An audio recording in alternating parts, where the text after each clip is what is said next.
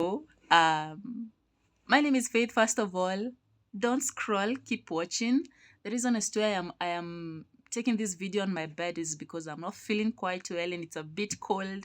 I'm just not okay. But I had to come here and talk to you about something. One time, my pastor, my man of God, sent me a message with some few videos of why you need to pray for your man of God. And to some extent, I felt, okay, why does this concern me? Why am I concerned? So he sent a video of Pastor Chris from Nigeria. Then there was another video of Dr. Paul Enenche. Then there was another video. So the other videos were like, why must you pray for your man of God? So I'm just coming here with the lessons because it really made a lot of sense for you to see me having my camera here and talking about it. Guys, it did make a lot of sense. I have my parents as pastors, and I also see how they labor a lot for other people.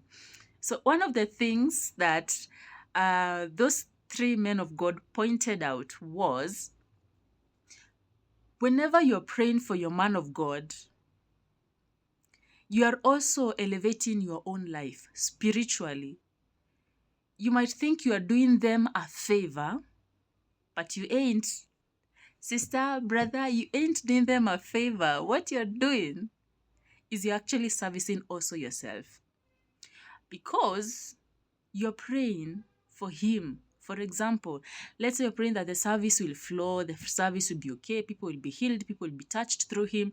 You're even praying for his emotional capabilities, you're praying for his thoughts, for his family and everything. Do you know how fair God is? By the time you're stepping in that meeting or in that service that you've been praying for, I think your matter has also been settled. To be very honest, to be very, very, very, very honest, your matter has already been resolved. If you had a headache and you've been praying for your man of God to flow through that service, for people to be healed, why won't you be first amongst the first few of the partakers of that service? If you've prayed for him to have peace of mind, for God to solve all his issues, why won't God solve your issues?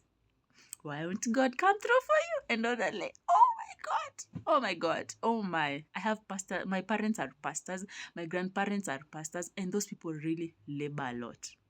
You see, the things people are going out here, most of them are also going through them. Before, our bishop normally says something.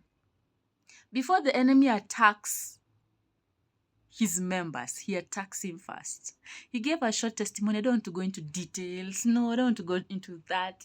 But he gave a short testimony of how I really don't talk about it. I honestly don't. I don't. I don't. But he gave a testimony of something that had happened some time back, and I was like, whoa. These people need prayers. They are not immortal beings. The economy is affecting them the same way it's affecting us. The same way you're expecting for this man of God to also answer your call every time you call is the same the same energy you need to be praying for him with. Whenever you're praying for your man of God, you're always going to have multiple breakthroughs. The other thing that I noticed every time you pray for your man of God is, before I even go to that, my bishop said something one time. It's a bishop and my pastor. He mentioned something and said, you can never grow beyond your pastor.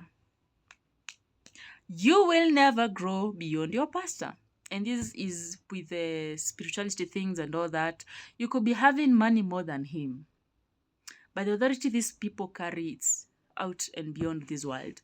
So if you also want the same to be happening to you, to have the flow, the command and all that, for the ministry to flow, for the grace in that ministry also to flow to you, you need to be praying for your man of God. Pray for him. Pray always. Pray for him, for his family, for his children, that God gives him grace, that God will also help him to overcome. There are things that are happening out here, and they need prayers. Pray for your man of God. Pray for him. If you feel this man of God is not going anywhere, please just leave them. I don't want you to pretend. Of course, they're going somewhere, but I don't want you to be in a position of wondering. Okay, I don't want you to be in a position of guessing. I want you to be in a position where you are sure this person has been called by God. This person speaks over my life. This person is worth my investment over praying for him. Are we understanding each other? The other reason as to why I know you should be praying for your man of God is yeah, sorry, somebody was trying to call my phone, but we are done. So the other thing I believe strongly you should be praying for your man of God is for the ministry. You see, we have churches with different names. Maybe this one calls itself Restoration. They all heard from God. I don't play on that. Everyone heard from God. Why should they should call their church is that?